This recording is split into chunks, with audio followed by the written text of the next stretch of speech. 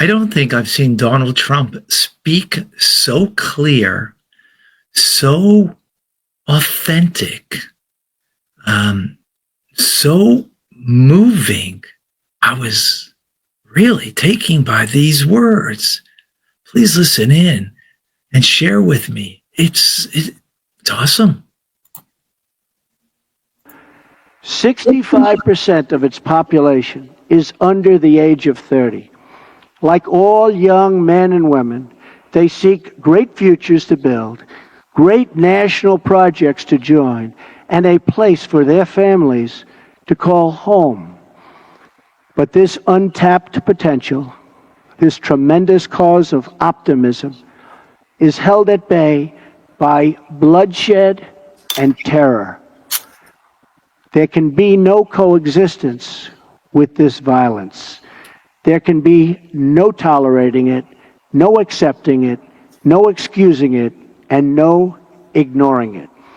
Every time a terrorist murders an innocent person and falsely invokes the name of God, it should be an insult to every person of faith. Terrorists do not worship God. They worship death. If we do not act against this organized terror, then we know what will happen and what will be the end result. Terrorism's devastation of life will continue to spread. Peaceful societies will become engulfed by violence, and the futures of many generations will be sadly squandered.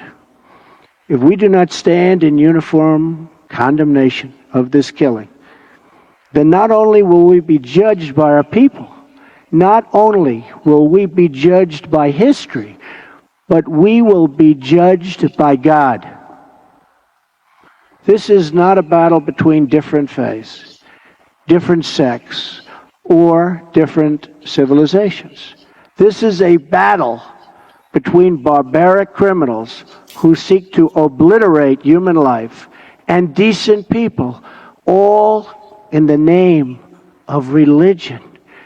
People that want to protect life and want to protect their religion. This is a battle between good and evil.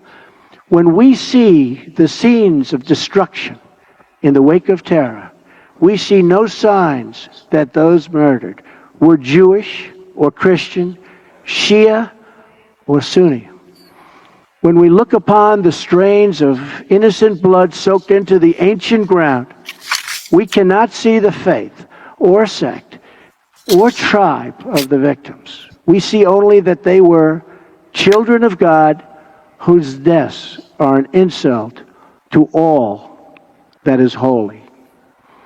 But we can only overcome this evil if the forces of good are united and strong, and if everyone in this room does their fair share and fulfills their part of the burden.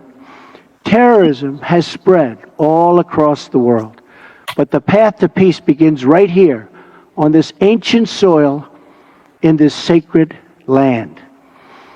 America is prepared to stand with you in pursuit of shared interests and common security.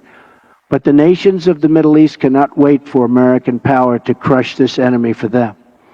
The nations of the Middle East will have to decide what kind of future they want for themselves, for their country, and frankly, for their families and for their children. It's a choice between two futures, and it is a choice America cannot make for you. A better future is only possible if your nations drive out the terrorists and drive out the extremists. Drive them out. Drive them out of your places of worship. Drive them out of your communities. Drive them out of your holy land. And drive them out of this earth. Wow. For me, that was very moving. No coexistence with violence. Don't ignore the violence. You can't exist with it. invoking the name of God, if you're a person of faith, that should be very troubling when violent people do that. And the forces of good have to unite to eradicate the evil.